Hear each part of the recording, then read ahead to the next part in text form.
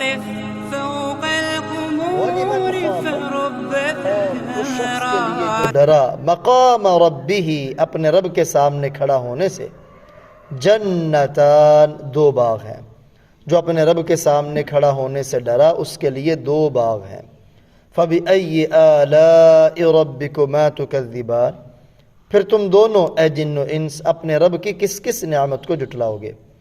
ذَوَاتَا أَفْنَانٍ، گنی شاخوں والے، یعنی وہ دونوں باغ گنی شاخوں والے ہوں گے۔ فَبِأَيِّ آلَاءِ رَبِّكُمَا تُكَذِّبَانِ، پھر تم دونوں اے جن و انس اپنے رب کی کس کس نعمت کو جھٹلاؤ گے؟ فیہما، ان دونوں باغوں میں، عینان تجریان، دو چشمے بہتے ہوئے ہوں گے۔ فَبِأَيِّ آلَاءِ رَبِّكُمَا تُكَذِّبَانِ، پھر تم دونوں اپنے رب کی کس کس نعمت کو جھٹلاؤ گے؟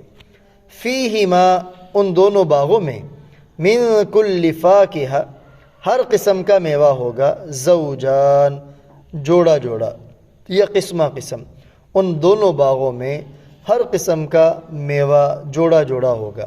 فَبِأَيِّ آلَاءِ رَبِّكُمَا تُكَذِّبَانِ، پھر تم دونوں اپنے رب کی کس کس نعمت کو جھٹلاؤ گے؟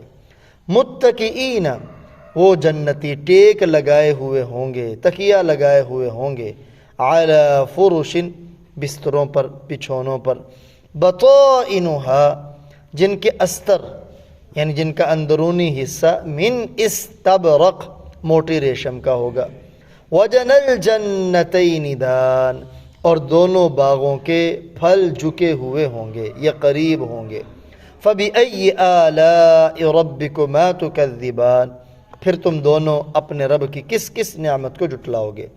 فیہن، ان باغات میں، قاصرات الطرف، نیچی نگاہوں والی حوریں ہوں گی، عورتیں ہوں گی، لم یطمثہن، جن کو نہیں چھوا ہوگا، انسن، کسی انسان نے، قبلہم، ان سے پہلے، ولا جان، اور نہ کسی جن نے۔ فَبِأَيِّ آلَاءِ رَبِّكُمَا تُكَذِّبَانِ، پھر تم دونوں اپنے رب کی کس کس نعمت کو جھٹلاؤ گے؟ كَأَنَّهُنَّ الْيَاقُوتُ، گویا کہ وہ عورتیں یاقوت، والمرجان، اور مرجان ہیں، موتی اور مونگوں کی طرح ہیں۔ فَبِأَيِّ آلَاءِ رَبِّكُمَا تُكَذِّبَانِ، پھر تم دونوں اپنے رب کی کس کس نعمت کو جھٹلاؤ گے؟ هَلْ جَزَاءُ الْإِحْسَانِ إِلَّا الْإِحْسَانِ، اور نیکی کا بدلہ نیکی ہی ہے۔ فَبِأَيِّ آلَاءِ رَبِّكُمَا تُكَذِّبَانِ، پھر تم دونوں اپنے رب کی کس کس نعمت کو جھٹلاؤ گے؟ یہ تو گناہگاروں کا ذکر تھا، اب آئیے نیکوکاروں کا ذکر۔ وَلِمَنْ خَافَ مَقَامَ رَبِّهِ، اور اس شخص کے لیے جو اپنے رب کے سامنے کھڑا ہونے سے ڈرا، جنتان، دو باغ ہیں۔ اللہ کے سامنے کھڑا یعنی جس کو یقین ہے کہ میں نے مر کر زندہ ہونا ہے، اپنے رب کی عدالت کے سامنے عدالت میں مجھے کھڑا ہونا پڑے گا، اپنے اعمال کا جواب دینا پڑے گا، تو یہ آدمی ہر قدم جو اٹھائے گا بڑی احتیاط کے ساتھ اٹھائے گا کہ کہیں یہ قدم اٹھانے سے، یہ بول زبان سے نکالنے سے میرا اللہ مجھ سے ناراض نہ ہو جائے، میرا اللہ مجھ سے ناراض نہ ہو جائے۔ اور یاد رکھیں، جس بندے کو خوف خداوندی کی نعمت مل گئی، خوف خداوندی کی نعمت مل گئی، یہ اس کے جنتی ہونے کی علامت ہے۔ چنانچہ جنتی ہونے کی دو ہی نشانیاں ذکر کی گئی ہیں قرآن پاک میں، دو کام آپ کر لو جنت تمہاری۔ وَأَمَّا مَنْ خَافَ مَقَامَ رَبِّهِ وَنَهَى النَّفْسَ عَنِ الْهَوَىٰ فَإِنَّ الْجَنَّةَ هِيَ الْمَأْوَىٰ، لمبی چوڑی کوئی تگ و دو اور محنت نہیں ہے۔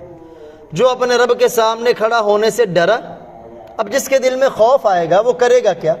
وَنَهَى النَّفْسَ عَنِ الْهَوَىٰ، وہ اپنے نفس کو اس کی خواہشات سے روکے گا۔ اب جس نے نفس کو کنٹرول کر لیا، فَإِنَّ الْجَنَّةَ هِيَ الْمَأْوَىٰ، جنت اس کا ٹھکانہ ہے۔ اسی کے لیے دعوت و تبلیغ میں نکلنا ہے، اسی کے لیے اللہ والوں کی صحبت میں بیٹھنا ہے، نفس کی اصلاح، نفس کا مجاہدہ۔ اس لیے پہلے ہوتا تھا جاہل صوفیہ، وہ کہا کرتے تھے، جیسے آج کل بھی معاشرے میں ایسے لوگ ہیں کہ شریعت ایک سیڑھی ہے، طریقت اس سے اگلی سیڑھی ہے، حقیقت اس سے بھی اگلی سیڑھی، یعنی نمازیں چھوڑ دیتے تھے، کہتے تھے جی ہمیں حقیقت نصیب ہو گئی، اب شریعت کی ضرورت نہیں، حالانکہ یہ بہت بڑی جہالت ہے۔ اصل مقصود شریعت ہے. قیامت والے دن شریعت کے بارے میں سوال ہونا ہے، طریقت کے بارے میں سوال نہیں ہونا. ہاں باقی رہی طریقت، تو یہ طریقت شریعت کی حقیقی تصویر کو پانے کا ذریعہ ہے. جیسے علم جو پڑھا جاتا ہے شریعت کی ظاہری صورت کو جاننے کا ذریعہ، تو طریقت شریعت کی حقیقت کو جاننے اور پہچاننے کا ذریعہ ہے. لیکن جب بندہ شریعت کی حقیقت تک پہنچتا ہے تو وہاں طریقت پھر نظر نہیں آتی، وہ شریعت ہی اصل ہو جاتی. بہر کیف جو آدمی اپنے رب کے سامنے کھڑا ہونے سے ڈرا، اس کے لیے دو باغ ہیں. پھر اپنے فَبِأَيِّ آلَاءِ رَبِّكُمَا تُكَذِّبَانِ، پھر تم دونوں اپنے رب کی کس کس نعمت کو جھٹلاؤ گے. وہ باغ کیسے ہیں؟ ذَوَاتَا أَفْنَانٍ، گھنی شاخوں والے.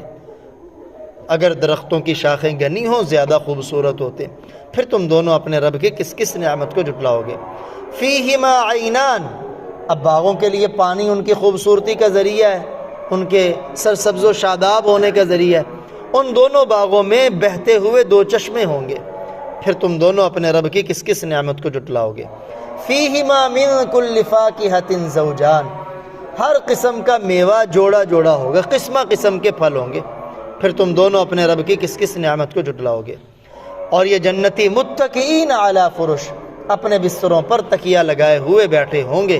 بستر ایسے ہوں گے بطائنها من استبرق، جن کا استر اندرونی حصہ موٹی ریشم کا ہوگا. عموماً بستر کے اندرونی حصے کو زیادہ اہم نہیں بنایا جاتا، لیکن جنت کا بستر جس کا اندرونی حصہ موٹی ریشم کا ہوگا تو بیرونی اس کا حصہ وہ اس سے بھی زیادہ اعلیٰ ہوگا. وَجَنَ الْجَنَّتَيْنِ دَانٍ، اور ان باغوں کے جو درختوں کے پھل ہوں گے، میوے ہوں گے، وہ جھکے ہوئے ہوں گے، جنتیوں کے قریب ہوں گے. حجت الاسلام والمسلمین، قاسم العلوم والخیرات، بانی دار العلوم دیوبند مولانا قاسم نانوتوی رحمہ اللہ تعالیٰ فرماتے ہیں جنت کیا ہوگی؟ جنتی کی چھوٹی سی خدائی ہوگی. جیسے دنیا کے اندر جو اللہ چاہے ہو جاتا ہے، جنت میں جو جنتی چاہے گا ابھی اس کی چاہت ہوگی، اللہ تعالیٰ اس کی چاہت کو پورا فرما دیں گے. فَبِأَيِّ آلَاءِ رَبِّكُمَا تُكَذِّبَانِ، پھر تم دونوں اپنے رب کی کس کس نعمت کو جھٹلاؤ گے. فِيهِنَّ قَاصِرَاتُ الطَّرْفِ، ان باغات میں نیچی نگاہوں والی عورتیں ہوں گی، جنت کی حوریں. قاصرات الطرف کا معنی کہ شرم و حیا کے ساتھ نظریں جھکانے والی. قاصرات الطرف کا معنی یہ بھی ہے اپنے شوہر کے علاوہ دوسروں سے اپنی نظروں کو بند کرنے والی، یعنی ان کی نظر صرف اور صرف اپنے خاوند پر ہوگی. ہر جنتی کو جنت میں کم از کم 2 حوریں ملیں گی، اور وہ حوریں مٹی گارے کی نہیں ہوں گی، کستوری، عنبر، مشک اور کافور کی بنی ہوئی ہوں گی. وہ وہیں کی مخلوق ہے. وہ الگ بات ہے دنیا والی بیوی بھی جنت میں گئی تو وہ ان حوروں کی سردار ہوگی. وہ ایسی ہوں گی لم یطمثہن انس قبلہم ولا جان، کہ ان جنتیوں سے پہلے ان حوروں کو نہ کسی انسان نے چھوا ہوگا اور نہ ہی کسی جن نے چھوا ہوگا. یعنی معلوم ہوا عورت کی سب سے اونچی صفت یہ ہے کہ وہ اپنے خاوند کے اوپر ہی اس کی نظر بند ہو، خاوند کے علاوہ کسی اور پر نظر اٹھنے والی نہ ہو، شرم و حیا والی ہو. چنانچہ جنتی حوروں کی سب سے اونچی صفت اسی کو بیان کیا گیا. فَبِأَيِّ آلَاءِ رَبِّكُمَا تُكَذِّبَانِ، پھر تم دونوں اپنے رب کی کس کس نعمت کو جھٹلاؤ گے. اور وہ کیسی حوریں ہوں گی؟ كَأَنَّهُنَّ الْيَاقُوتُ وَالْمَرْجَانُ، گویا کہ وہ موتی اور مونگے ہیں، یاقوت اور مرجان کی طرح صاف شفاف ہیں. فَبِأَيِّ آلَاءِ رَبِّكُمَا تُكَذِّبَانِ، پھر تم دونوں اپنے رب کی کس کس نعمت کو جھٹلاؤ گے. هَلْ جَزَاءُ الْإِحْسَانِ، کیا نیکی کا بدلہ نہیں ہے الا الاحسان، مگر نیکی. یعنی تم دنیا میں نیکی کر کے آئے، اب بدلے میں اللہ جل جلالہ تمہارے ساتھ اچھا سلوک فرما رہے. فَبِأَيِّ آلَاءِ رَبِّكُمَا تُكَذِّبَانِ.